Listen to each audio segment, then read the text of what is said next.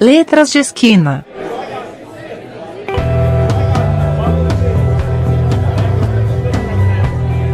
Olá, sejam todos muito bem-vindos a mais um episódio do podcast. Hoje a gente vai falar sobre um tema muito importante, a educação no Brasil. Se ela é um caminho para melhorar de vida ou se ainda reforça desigualdades e o racismo estrutural. E para conversar sobre isso, eu estou aqui com uma convidada muito especial, a professora Jaqueline Nascimento Souza. Professora, seja muito bem-vinda. Você pode apresentar um pouco para a gente e contar sua trajetória na educação? Olá para todos e para todas. Olá, Isadora, tudo bem? Tudo.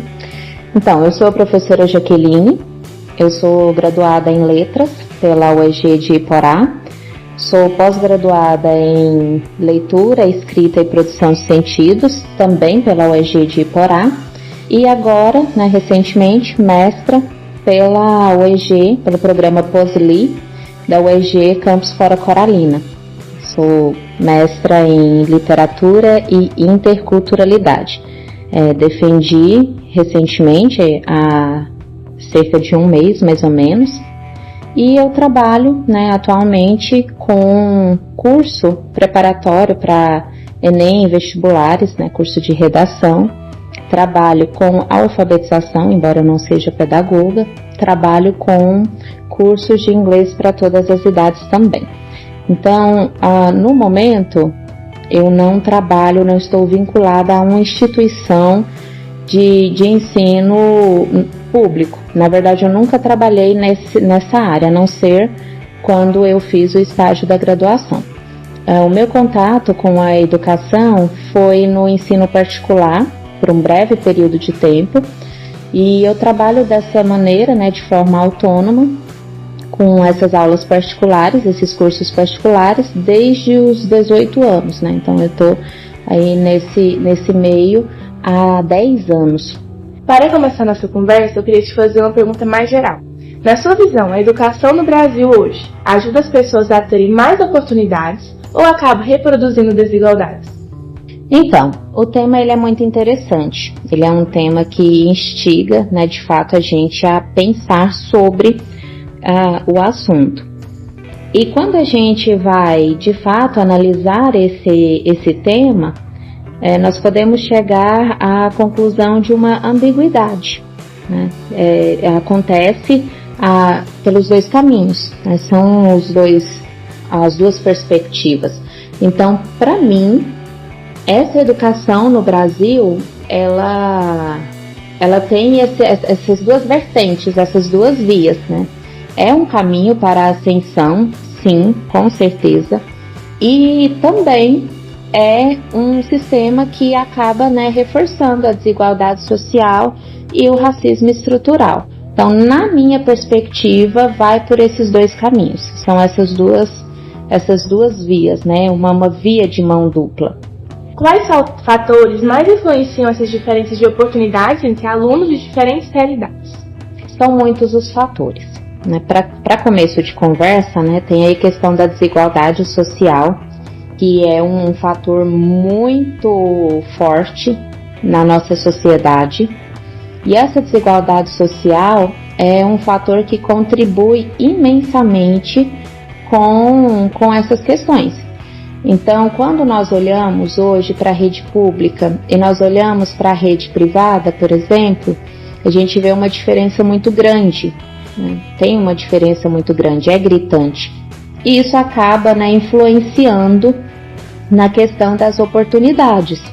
Um aluno que estudou a vida toda numa escola, num colégio particular, ele tem uma realidade totalmente diferente de um aluno que estudou na rede pública. Não que o ensino da rede pública não seja bom, porque é bom. A questão é a realidade do aluno em si. O aluno que tem a condição financeira, tem um status social mais elevado, ele tem oportunidades diferenciadas. Então ele está na escola, mas ele também está fazendo um cursinho fora, ele faz inglês, ele faz francês, ele tem oportunidade de viajar, ele tem oportunidade de construir um conhecimento de mundo que muitas vezes o aluno da rede pública não tem. Então, já começa aí por essa questão da desigualdade social. Então, esse aluno que ele estuda a vida toda na rede privada, ele vai, no vestibular, concorrer com alunos da rede pública. Ele tem uma formação, um conhecimento de mundo, na maioria das vezes, mais abrangente. E isso acaba implicando numa facilidade para conseguir aquela vaga. Então é, de certo modo, desumano a concorrência num vestibular, por exemplo, por causa desses fatores. Como você percebe a presença do racismo estrutural dentro da educação, mesmo que de forma indireta? Bom, o racismo estrutural é uma realidade, infelizmente, né? Nós não podemos fechar os olhos para isso.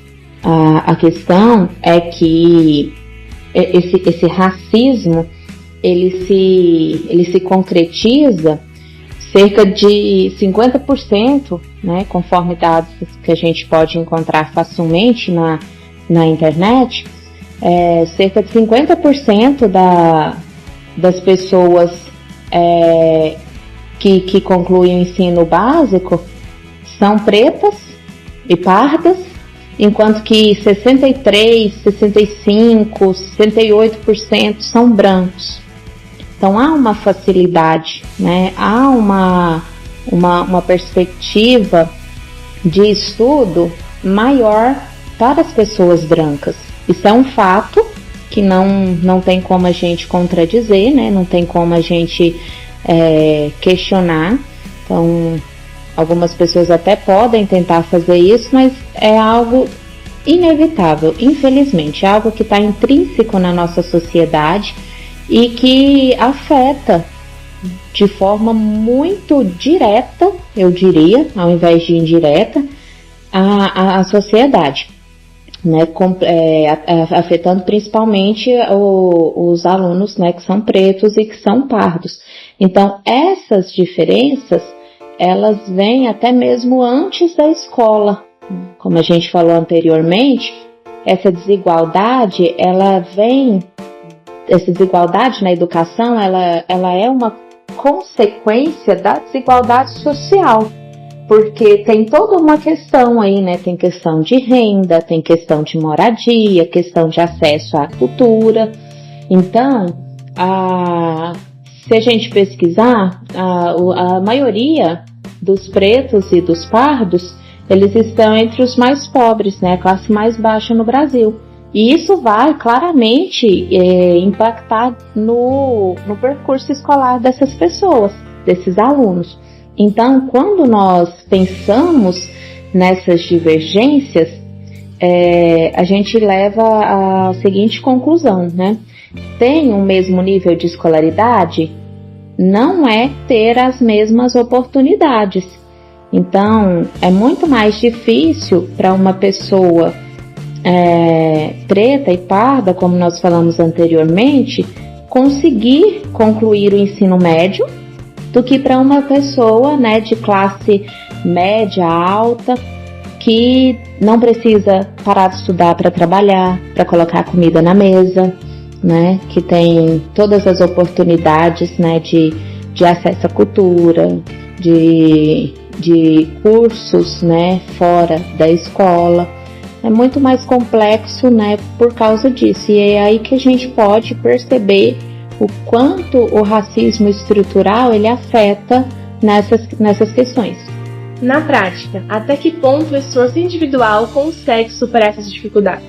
Olha, embora haja um esforço individual, e é importante, né, porque, por exemplo, eu costumo falar que a escola ela pode ser a melhor em tudo, mas se o aluno não quiser, não adianta.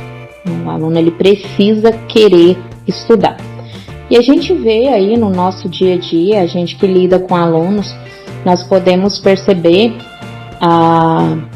que tem alunos que lutam muito pelo estudo, né? Trabalham para poder pagar um curso extra,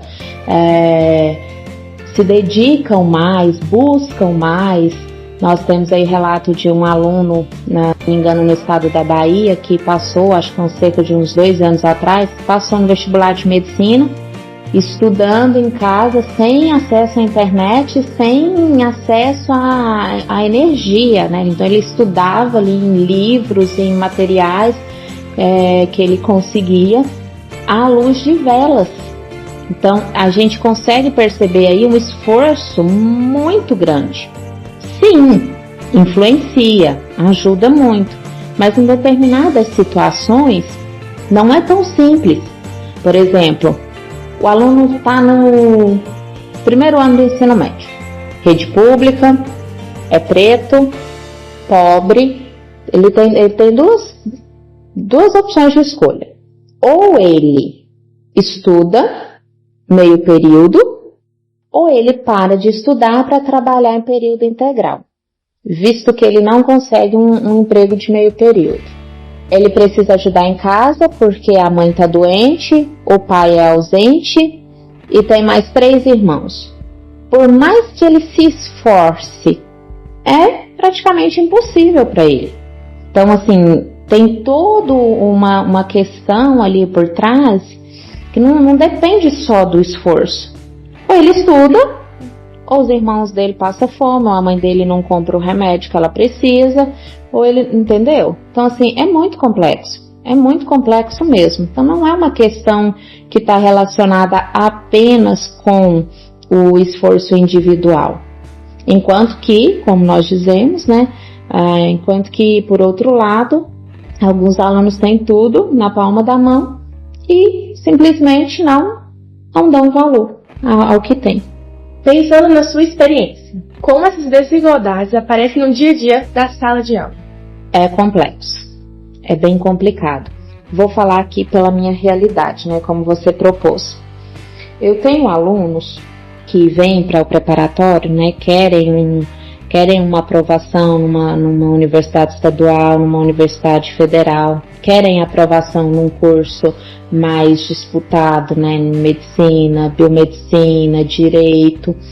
E para pagar o curso, o próprio aluno ele precisa trabalhar, porque a família não tem condição de tirar aquele valor, né, mensalmente para pagar a mensalidade, porque é o valor de um botijão de gás, porque é o valor de uma conta de água, de energia, enfim, não comporta, né? A conta não fecha, não bate. Esse aluno, ele trabalha no período da manhã, ganha aí em torno de 400, 500 reais, à tarde vai para a escola e à noite vem para a minha aula. Quando o aluno chega na minha aula, ele já está exausto. Ele está cansado porque o dia dele foi cheio. Ele trabalhou, ele estudou e ele tem que tirar ali do valor que ele recebe mensalmente cerca de 30% a 50% para pagar a mensalidade. Então é muito mais complicado para esse aluno de baixa renda conseguir se manter no curso comigo do que para um aluno que não precisa trabalhar, que o pai ou a mãe consegue, né, pagar para ele estudar. Então, ele não está cansado, porque ele não trabalhou, nem fora de casa, nem dentro de casa. Ele está por conta dos estudos, ele está ali, o tempo dele é único e exclusivo para estudar. E aí tem toda essa questão, porque fica difícil. Às vezes fica tão difícil ao ponto do aluno desistir, ou pela questão financeira, ou pela questão, né, de não conseguir mesmo, pelo cansaço físico, pelo cansaço mental, entre outros fatores. A forma como a educação é estruturada hoje contribui mais para reduzir ou manter essas desigualdades? Por quê? Infelizmente, mantém as desigualdades, né? A estrutura educacional hoje, ela acaba mantendo, contribuindo para manter essas desigualdades. Embora, né, o governo tente, contribua, né, de certa forma com o financeiro, né, com programas sociais, com várias coisas, ainda não é o suficiente. A complexidade ela está para além disso. Ajuda, claro, muito bom, mas ainda não é o suficiente, ainda não é o bastante. Então, a estrutura educacional, a começar pela matriz curricular, ela contribui para toda essa desigualdade quando ela não traz para a sala de aula debates, assuntos, não tem ali na grade curricular esse tipo de assunto. Se a gente for pensar, por exemplo, na desigualdade racial, hoje, de poucos anos para cá, é que vem colocando, vem trazendo para a rede de ensino as questões relacionadas às diferentes raças, com o intuito de ir derrubando certos preconceitos, certas opiniões baseadas em falácias, mas ainda é algo complexo, ainda é algo complicado de lidar.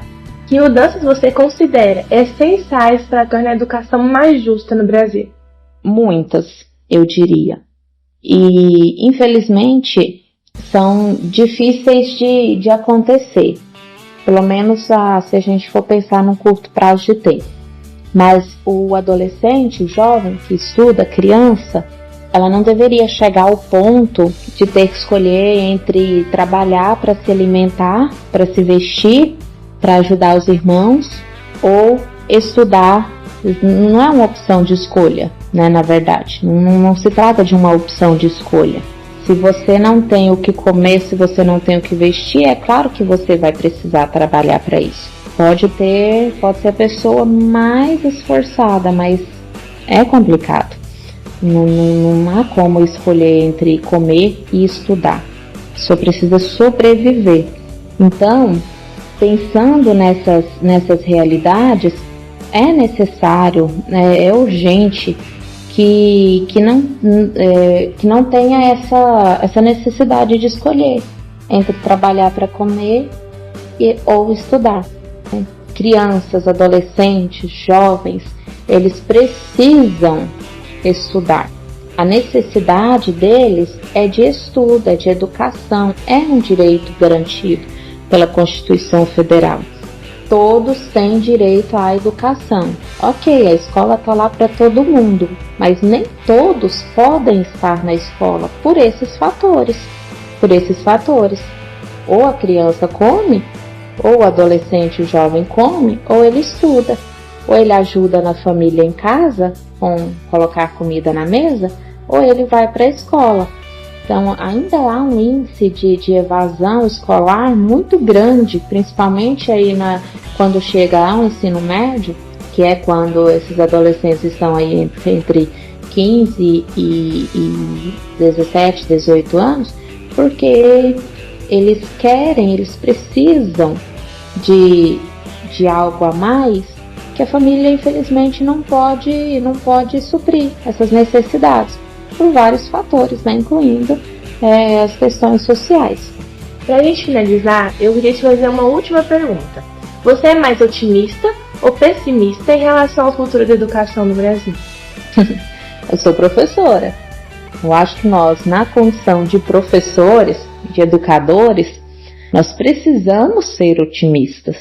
Nossa realidade é uma realidade muito dura, principalmente os professores da rede pública. Eu entendo e reconheço a luta desses professores, que é uma luta diária, uma luta constante, quando nem são devidamente valorizados, quando nem têm os seus direitos devidamente cumpridos. Mas nós precisamos ter essa posição de otimismo, nós precisamos ser otimistas. No nosso trabalho ali de formiguinha, de todo dia fazer um pouquinho pela educação, fazer um pouquinho por esses alunos, é que nós podemos chegar a algum lugar, e levar esses meninos, esse público a algum lugar. Depende de nós também. Então, a realidade é complicada. Ascender socialmente por meio da educação é complexo. dada, né, todas as circunstâncias que nós já citamos aqui anteriormente. Mas nós precisamos instigar isso nos nossos alunos, nós precisamos fazer a nossa parte para que esses alunos se sintam motivados a continuar. É muito complicado, por exemplo, a minha situação, né? Eu dependo das mensalidades dos meus alunos, mas existem algumas circunstâncias que eu não posso deixar que o aluno pare de estudar porque ele não tem uma condição de pagar a mensalidade. Então, é complexo para mim, dói em mim, e muitas vezes eu acabo deixando que o aluno permaneça, porque eu entendo e reconheço que é por meio do estudo que ele pode ter uma oportunidade de vida melhor. Ele pode ter uma oportunidade, uma chance a mais de ser aprovado em um vestibular. Ele pode ter uma oportunidade, né, de se tornar um profissional, né, uma pessoa graduada, né, lá no futuro, devido à educação que ele vai ter. Então, nós temos que exercer o nosso papel de professores, de educadores, sempre com muito otimismo. E isso não significa dizer que é uma tarefa fácil, porque de fato não é. Mas se nós pensarmos que o futuro dessas crianças, que o futuro desses jovens e adolescentes, eles estão, de certo modo, nas nossas mãos, nós temos que fazer isso acontecer de alguma forma. Quando a gente pensa, por exemplo, na questão da literatura, a literatura é uma das minhas grandes paixões. Eu faço de um tudo para instigar um aluno a se apaixonar pela leitura. A maioria dos alunos que chega aqui para mim, quer seja crianças, quer seja adolescentes e jovens, eles nunca leram um livro por inteiro na vida. Se eles leram um livro, eles não sabem nem o nome ou quem dirá o autor desse livro. Então, qual que é um dos meus papéis, dos meus infinitos papéis? É instigar esse aluno a ler, é insistir, tentar tocar ele de alguma forma com a literatura, para que ele possa de fato se apaixonar por aquilo e não fazer aquilo por obrigação. Porque nós professores sabemos que quando é feito por obrigação não tem significado, e o que eu quero para o meu aluno é que tenha significado. O que eu quero para o meu aluno é que ele leia Machado de Assis e entenda aquilo, e consiga fazer a associação daquilo que ele leu com a realidade atual. Eu quero para o meu aluno que ele leia Jefferson Tenório e consiga fazer questionamentos, posicionar-se criticamente a partir daquela leitura e consiga fazer essas associações. O que eu quero para o meu aluno é que ele se torne um cidadão crítico, pensante, um cidadão que consegue discernir essas questões sociais, tudo isso, né, que acaba pairando sobre a nossa sociedade de maneira crítica, que ele seja um cidadão que pense de forma autônoma, que haja de forma autônoma. Então, na condição de professora, essa é uma das formas que eu tenho para contribuir com o progresso do meu aluno. É uma das formas que eu uso para instigar esse aluno a permanecer nos estudos, a permanecer, né, nesse ambiente de educação que vai proporcionar para ele algo melhor no futuro. Nós temos que acreditar que a educação é o caminho. Nós temos que acreditar que ela é a resposta para muitas perguntas, que ela é a solução para muitos problemas. Então, sim, o que eu deixo aqui, tanto para vocês, a Dora, que está aí, né, iniciando nesse trajeto da licenciatura, né, em breve será uma grande professora, e para todos os professores que estiverem nos ouvindo, é que nós precisamos ser otimistas todos os dias da nossa vida. E sim, muitas vezes nós vamos estar quebrados, muitas vezes nós vamos estar desanimados, muitas vezes a gente vai pensar, meu Deus, o caminho não é esse, não está dando certo, não está fluindo, mas nós temos que deixar, que plantar essa sementinha do otimismo nos nossos alunos. Para que os nossos alunos sejam otimistas, nós precisamos ser otimistas. A gente vê muitas realidades aí em que o aluno fala assim, não, para que eu vou estudar? O estudo não vai me levar a lugar nenhum. E nós precisamos colocar nessas mentes essa sementinha, desse otimismo, de que sim, ele pode conseguir algo melhor, ele pode mudar de vida, ele pode mudar de posicionamento através, por meio da educação.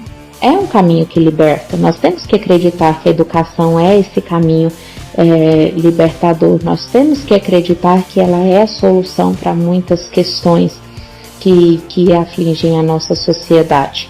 Muito obrigada, professora Jaqueline, pela sua participação e por compartilhar suas reflexões com a gente. E obrigada a você que acompanhou até aqui. Até o próximo episódio. Este programa é uma edição de Brightside Edições.